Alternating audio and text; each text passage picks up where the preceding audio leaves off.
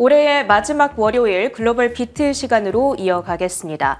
산타 랠리의 분위기는 조금 꺼져가는 것 같은 모양새인데 그래도 주말 사이 챙겨봐야 될 외신 소식들은 참 많았죠. 네, 그리고 아무래도 오늘이 이제 2024년 마지막 거래일인 만큼 2024년 어떠한 흐름을 보였을지 그리고 내년에는 어떻게 좀 주의하면 좋을지 그런 부분까지 함께 체크해 보려고 합니다. 우선 금요일 산타 랠리에 대한 기대감이 좀 많이 사그라들었던 미국 증시 어떻게 마무리가 됐는지 체린 앵커와 함께 살펴보시죠. 네, 3대 지수 종가 상황부터 확인해 보시죠. 사실 이날 시장을 좀 하락시킬 만한 뚜렷한 악재가 있지는 않았습니다. 다만 올해 미국 증시가 워낙 많이 올랐다 보니까 여기에 부담을 느낀 투자자들이 차익 실현 매물, 이 투매에 나섰다라는 분석이 전해지고 있습니다. 3대 지수 일제히 하락으로 진행이 됐고요. 특히 다우 지수가 0.8% 하락, 6거래일 만에 하락으로 전환을 했습니다. 나스닥 지수 1.5% 하락하면서 19,800선을 반납했고요. S&P 500 지수 역시도 6,000포인트 선을 반납한 채 한 주를 마무리했습니다. 이날 시장에 압박을 가했던 요인들 분석을 해보겠습니다. 역시나 최근 계속해서 반복되는 패턴이죠. 국채금리가 높아질 때 시장은 하락하는 바로 그 현상인데요. 이날도 장중에 10년물 금리가 4.6% 선을 돌파했습니다. 최근 3일간의 차트를 가지고 왔는데요. 이날 오전부터 시장이 마감할 때까지 계속해서 솟아오르는 모양새가 나타났습니다. 거기다가 더해서 연말을 앞두고 투자자들이 포트폴리오 조정에 나서고 그리고 이 트럼프로 인한 EU 혹은 중국으로의 관세 부과 우려로 인해서 개인 투자자들의 투자 심리가 위축되고 있다라는 분석까지도 자리를 하고 있는 상황입니다. 히트맵을 열어서 전반적인 종목별 분위기도 살펴보시죠. 이날 S&P 500 전체 종목들 가운데 10개 중에 9개는 하락을 했습니다. 그 정도로 광범위한 매물 출회가 나타났고요. 특히 M7 기업들이 가장 크게 밀리는 모습이었죠. 테슬라가 5% 가까이 반납을 했습니다. 연초 대비 크게 오른 만큼 연말을 앞두고 이 옵션 거래로 추정되는 매물이 출회됐다는 분석이고요. 엔비디아도 2%대의 하락이었습니다. 이 엔비디아의 주가 하락을 부분적으로 설명하는 뉴스가 있었는데요. 중국의 스타트업 딥시크가 새로운 AI 모델을 공개했는데 이것이 엔비디아의 H800 GPU로 만들었다는 겁니다. 그런데 문제는 이 H800 GPU는 앞서 미국 정부가 수출에 제재를 가했던 제품이라는 거죠. 물론 규제를 시행하기 이전에 제품을 미리 확보했을 가능성도 있습니다만 어찌됐든 미국 정부가 이를 마음에 들어 할 리는 없겠죠. 앞으로 규제를 더욱더 강화하지 않을까라는 우려감이 자리를 하게 되면서 엔비디아뿐만 아니라 여타 반도체주들도 일제히 하락으로 진행이 됐던 이날 시장이었습니다.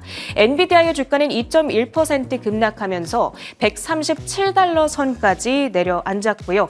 그 밖에도 브로드컴, 마이크론 등의 대표적인 주식들이 일제히 내렸습니다. 그 밖에 M7 기업들 약보합권에서 그나마 버텨낸 메타를 제외하고는 일제히 1%대의 내림세를 그렸고요. 그 가운데서도 특히 애플과 아마존의 경우에는 향후 트럼프 당선인이 취임한 이후에 즉각적으로 관세를 도입하면서 이 점이 부담으로 작용할 것이다. 이 부분이 반영이 되고 있습니다. 각각 1.3%, 1.5% 밀려났습니다. 그 밖에 시장을 움직였던 주요 특징주들도 확인해 보시죠. 이날 양자 컴퓨터 관련주들은 엇갈린 움직임을 나타냈습니다. 대장주인 아이온큐를 비롯해서 여러 가지 종목들이 하락을 나타냈는데요. 딱 두 개 종목이 눈에 띄는 상승세를 나타냈었죠. 리게티 컴퓨팅이 바로 첫 번째 종목이 되겠습니다. 리게티 컴퓨팅은 지난 23일 안카3 시스템을 공개한 이후에 지속적으로 시세를 연출하고 있습니다. 이날로써 5거래일 연속 상승, 이날 하루만 10.6% 뛰어오르면서 MTD 기준으로는 이제 480%의 수익률을 가져가고 있는 상황입니다. 그 밖에도 이 화면에는 보이지 않습니다만 필스크라고 하는 종목이 최근에 관심을 뜨겁게 받고 있습니다. 특히나 MZ세대들, 국내외 MZ세대들 사이에서 핫한 양자 컴퓨터 관련주로 부각이 되고 있는데요. 양자 섹터가 부각된 최근 한 달간의 상승률은 2100%에 달하고요. 이날 역시도 좋은 시세를 연출했습니다.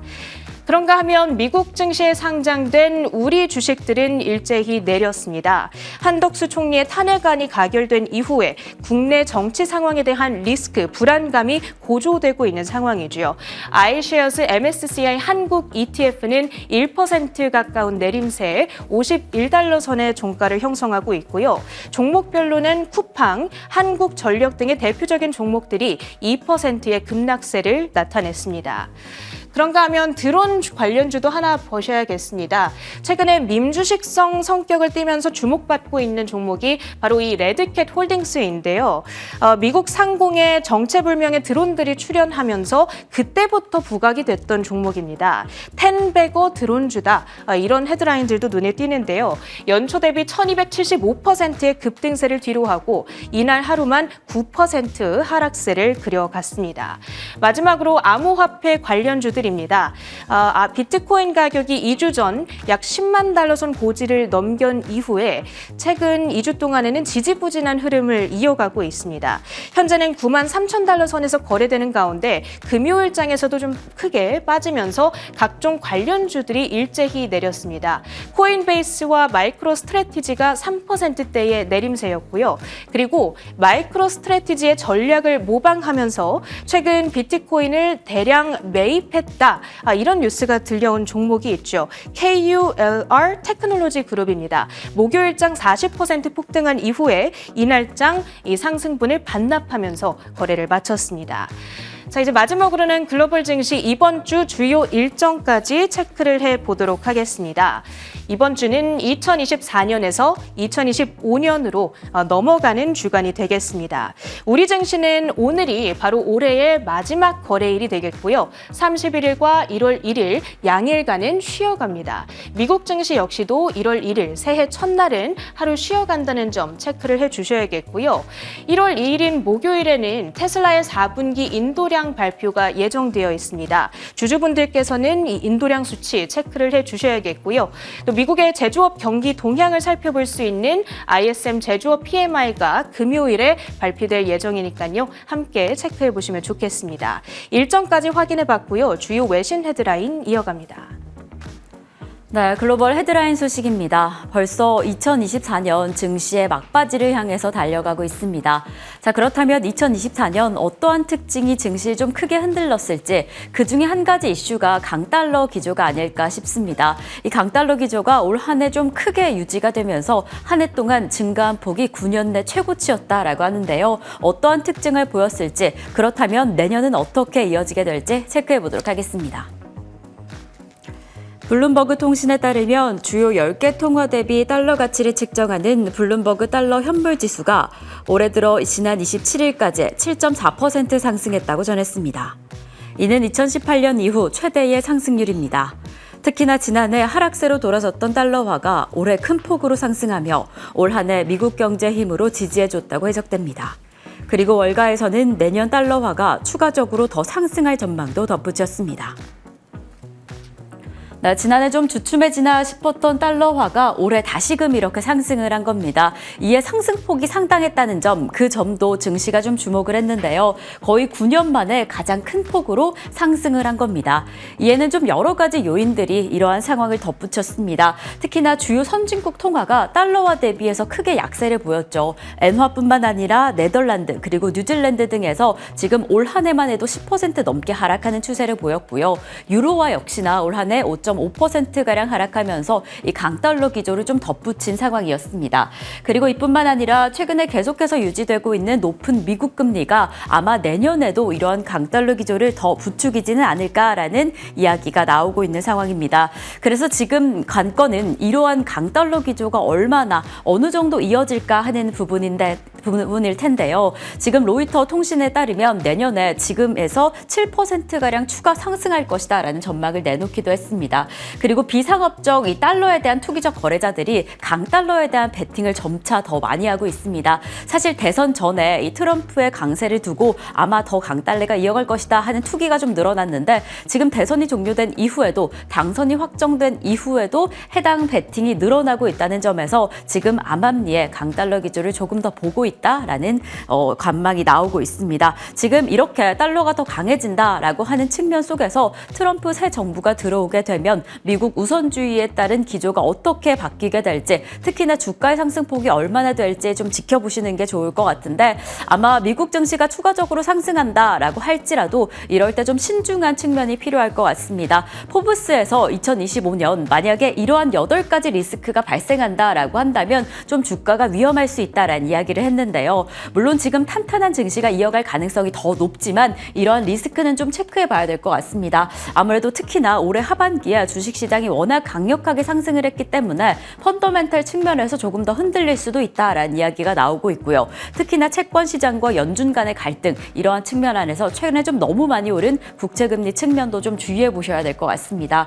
그리고 인플레이션이 그렇게 쉽게 잡히지 않고 있습니다. 이러한 상황 속에서 내년 1분기에 트럼프 새 정부 이후 인플레이션이 더 고조될 수 있다는 점도 또 체크해 보셔야 될 것 같고요. 지금 지난 주말에도 전쟁이 계속 이어지고 있다, 더 심화됐다라는 소식도 전해졌습니다. 이에 따라서 증시가 안정세를 찾기 어렵지 않을까라는 이야기가 나오고 있으니까요. 이런 대내외적인 이슈들까지 저희와 함께 체크해 보시면 좋을 것 같습니다.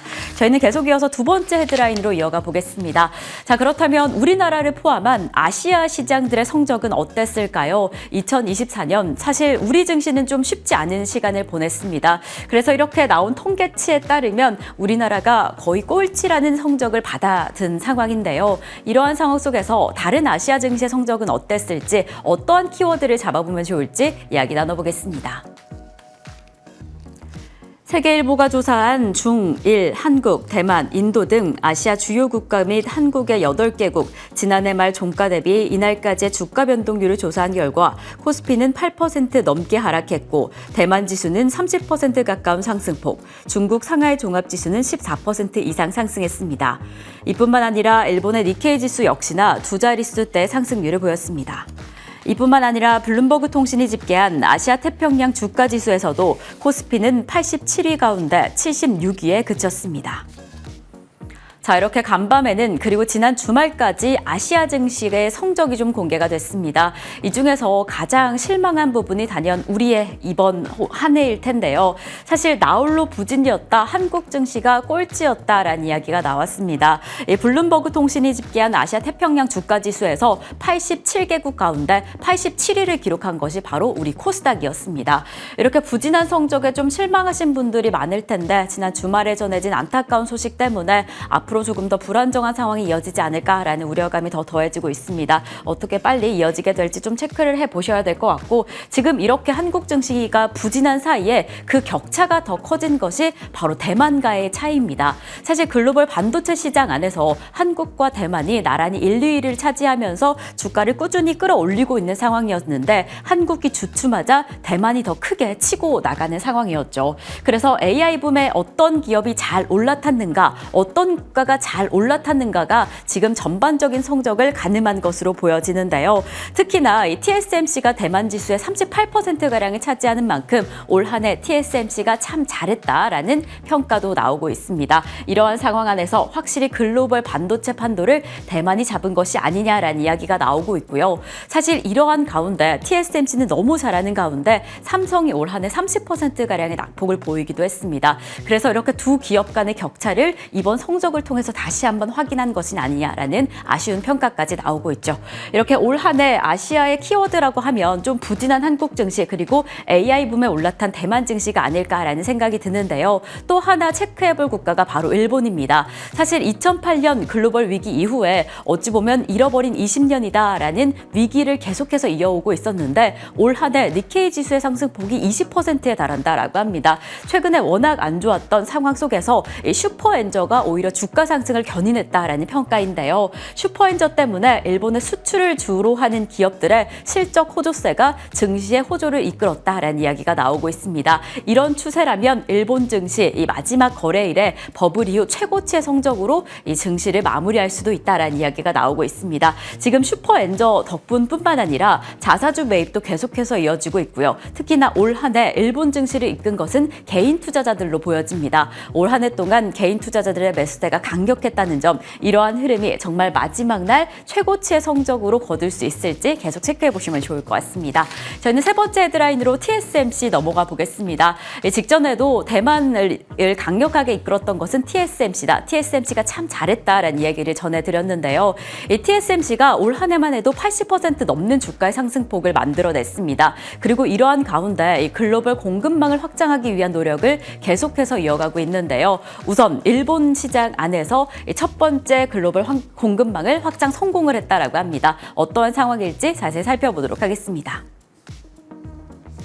세계 최대 파운드리 업체인 대만의 TSMC 미국 공장이 내년 1분기부터 제품을 양산할 예정이라고 보도했습니다. 그리고 일본의 구마모토 신규 파운드리 공장은 이달 말 이미 양산에 돌입했다는 소식입니다. 일본의 구마모토 공장이 모든 프로세스 인증을 완료하고 당초 계획대로 양산에 성공해 현재 반도체 소부장 기업들도 큰 수혜를 입을 전망입니다. 네, 이렇게 첫 번째로 해외 팩토리에서 이렇게 양산이 시작된 겁니다. 일본 구마모토에서 인증된 첨단 반도체 생산 거점으로 이번에 일본이 새로운 글로벌 반도체 생태계 시스템에 공헌할 것이다 라는 의지를 한 번 더 강력하게 공개를 한 거죠. 이제 이곳에서는 한 달에만 해도 5만 5천 장 이상의 반도체가 생산될 것으로 보여집니다. 사실 이렇게 일본이 글로벌 공급망 생태계 확장에 성공을 했다라는 소식뿐만 아니라 일본 내에 반도체 소부장 기업들의 퍼질 훈풍도 상당해 보입니다. 아무래도 이번 계약을 통해서 최소 50% 이상의 반도체 재료, 부품들은 일본 내에서 공급하자라는 계획이 있었기 때문에 해당 계약 덕분에 훈풍이 상당할 것으로 예측이 되고 있습니다. 그리고 이번에 새롭게 양산에 들어간 공정 가운데 레거시 공정이 대부분이어서 기존에 일본이 가지고 있던 반도체보다 훨씬 더 발전된 반도체가 앞으로 생산이 가능할 것이다 라고 보고 있습니다. 이렇게 확실히 TSMC가 이 공급망 확장에 노력하는 의지가 보여지는데요. 일본이 첫삽을 떴다라고 한다면 이제 내년부터는 애리조나주에서도 양산이 가능할 것이다라는 계획이 나왔습니다. 지금 올해 초부터 특히나 지난 4월부터 계속해서 계약을 이어오고 있었죠. 지난 4월에는 주요 4개의 고객사 요게 이 시험 생산을 시작한 바가 있는데 이러한 추세라면 내년 초 중순부터 양산이 가능할 것이다라는 이야기입니다. 그래서 내년 중순이면 해당 4대 고객사에게 100% 가동을 해서 공급할 수 있는 계획이 공개가 되었는데 여기에서 조금 더 주목할 부분은 지금 이번 애리조나주에서 양산이 시작된다라고 한다면 가격이 좀 올라갈 수 있다라는 이야기가 나오고 있습니다. 지금 대만에서부터 직접 재료를 가지고 오는 그런 구조가 확인이 되었기 때문에 그렇다면 관세에서도 그리고 운송에서도 가격이 많이 증가하지 않을까, 비용을 좀 고려해야 한다라는 이야기가 나오고 있고요. 그래도 또 단연 긍정적인 부분은 최근에 좀 부진했던 미국의 제조업 부분에서 이렇게 거대한 매각 폐비 시작이 된다라고 한다면 전반적인 부활이 가능하지 않을까라는 기대가 들고 있습니다. 올 한 해 보였던 TSMC 아주 좋았던 성적, 내년에는 글로벌 시장의 판도를 어떻게 유지할 수 있을지 체크해 보시면 좋을 것 같습니다. 저희는 계속 이어서 상품 시장으로 이어가 보겠습니다. 지난 금요일에는 WTI가 다시금 $70 선 위에서 거래를 마쳤습니다. 주말에 또 지정학적 갈등 소식이 전해지면서 앞으로 원유 재고 관련해서 어떻게 이어지게 될지 좀 주목해 보셔야 될 것 같은데 우선적으로는 미국 원유 재고 급감 소식에 좀 상승세를 띄었다는 점 체크해 보시면 좋을 것 같고요. 그리고 비트코인이 아직은 변동성을 좀 크게 가져가고 있습니다. 금요일 시장 그리고 오늘 6시 기준으로 1% 넘는 낙폭을 보이고 있다는 점 내년 시장에서도 전망을 함께 체크해 보시면 좋을 것 같고요. 10년물 국채금리는 여전히 4.6% 그 위에서 움직이고 있습니다. 자, 저희는 오늘 월요일 시장 계속 이어서 AI픽 리뷰로 이어가 보겠습니다. AI픽 리뷰는 월가 전문가들 전문가들이 만든 AI 투자 예측 정보로 해외 투자, 해외 정보에 대한 인사이트를 알기 쉽게 전해드립니다.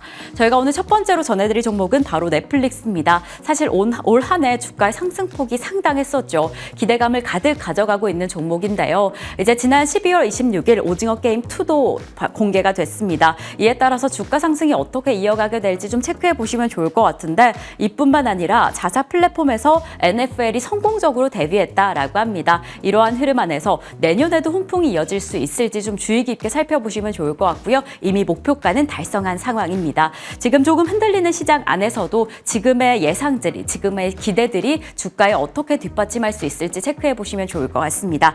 저희가 소개해드릴 두 번째 종목은 바로 제너럴 모터스입니다. 저희가 지난주에 제시해드렸던 종목이죠. 지난주 기준으로 기준가 51달러, 기간은 3개월, 목표가는 56달러였는데 지금 54달러를 지나가고 있습니다. 최근에 자율주행 택시 개발 분야는 접고 이제 개인용 완전 자율주행에만 집중하겠다라는 발표를 전한 바가 있습니다. 이로 인해서 비용 절감 효과가 좀 기대가 됩니다. 연간 10억 달러 이상의 비용 절감이 기대가 되는 만큼 3개월 내에 주가가 상승할 수 있을지 체크해 보시면 좋을 것 같고요. 저희가 전해드릴 세 번째 종목 역시나 지난주에 소개해드린 존앤존스입니다. 목표가는 164달러, 지금 10억 달러 이상의 비용이 소요될 것이다 라고 예상되는 탈쿤 분말 소송에 좀 휘말려 있습니다. 하지만 해당 소송은 이 기업에 큰 타격은 없을 것이다 라는 예측이 나오고 있는 만큼 지금의 주가 어떻게 이어지게 될지, 이 목표가 164달러 달성이 가능할지 지켜보시면 좋을 것 같습니다. 지금까지 AI픽 리뷰 전해드렸습니다.